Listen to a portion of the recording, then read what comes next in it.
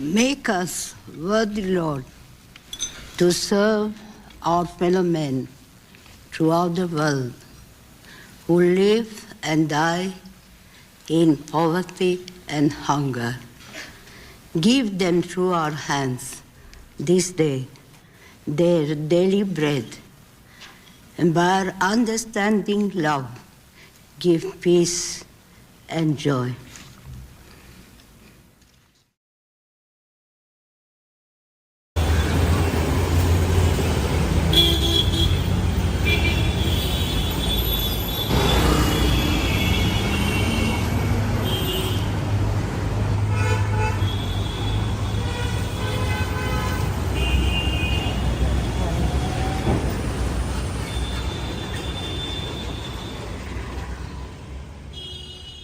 So day one, we woke up with like 4 hours of sleep, I think, and we walked down through the slums of Calcutta straight to the mother house. And when we first got there, we had mass, which was amazing, and seeing the mother house was amazing. It was like so clean compared to everything around it, so well kept.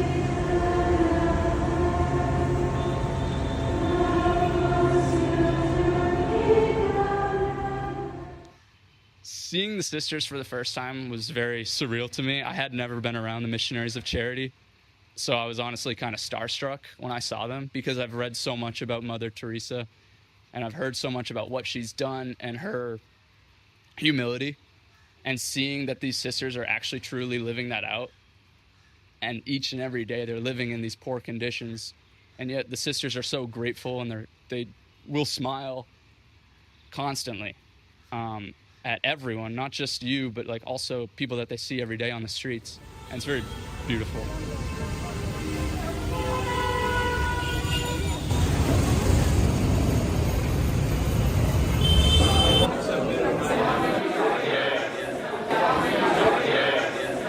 After Mass, we had a little breakfast of chai, bananas, some bread, humble but very good. And after that, they divided us into our houses. So there's 4 different houses: Daidan, Shantidan, Kaligad, and Premadan. I serve at a place called Premdan, which is basically for elderly men, probably ages like 40 to 70 roughly. We do a lot of chores there because there's so many guys, so we do a lot of bulk laundry, we do dishes, hand out food, help feed the guys, hang the laundry. And then when we're not doing that, normally just playing around with the guys, making jokes, talking to the ones who can speak some English at least, or just hanging out with the guys who don't and just sitting there enjoying the nature. I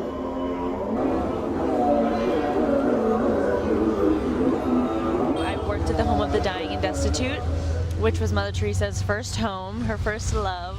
And so we would get there, do laundry, we would feed them, and a lot of the time it was just kind of like holding them, giving them massages, just like making eye contact with them, doing whatever they needed, bringing them to the bathroom, just a lot of gentle work. It was definitely humbling because, you know, it's not like you were necessarily saving people every single day.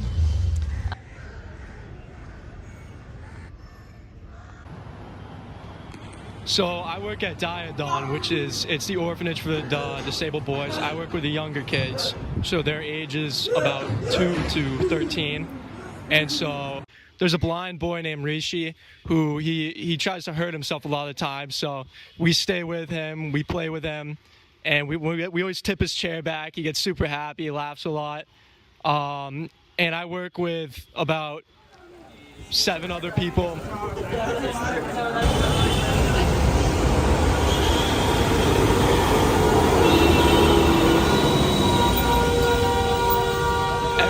Walking to work, so we walk to the bus stop right down there. Bus picks us up, and they drive really crazy, and they probably drive 30 minutes to where we get on the tuk-tuk, which is like a motorcycle almost with like a go-kart kind of, and they just cut in and out of traffic. It's pretty terrifying. And then we walk the rest, and just seeing on the streets every day the level of poverty here, it's nothing like I've seen in the U.S. Even when I've been to like New York, it's completely different. It's just really sad to see little kids on the street with no clothes, super dirty, no food. It's you really have to rely on God's grace to get through it. But I mean, today it was flooded, so it took like 2 hours to get to work. As you can see, the water was up to like the car door, and we just couldn't drive through it.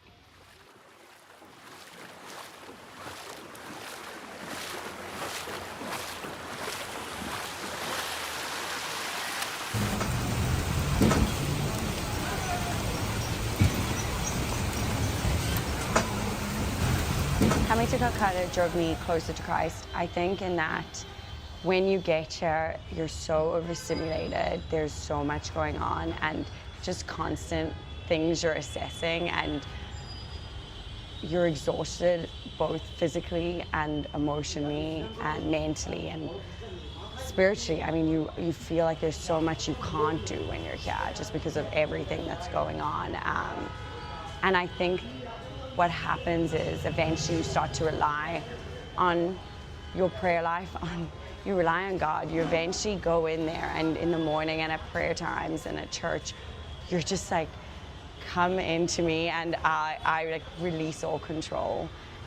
You end up needing Christ to do the work for you, to guide you in what you need to do, because you can't decide, you don't know how to process it. So I think you end up learning to rely on him, and then you see that it works, and you see that he is doing stuff through you, and you see that you are helping people, and you see that you start to tune out everything that's going on, and you start to slow down.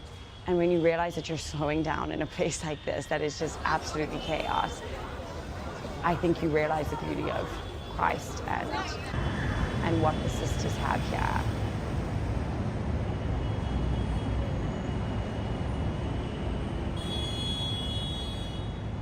We've been here 2.5 weeks now. We're about to finish, and I have nothing but gratitude for this entire trip, especially being with the sisters in different various locations around Calcutta.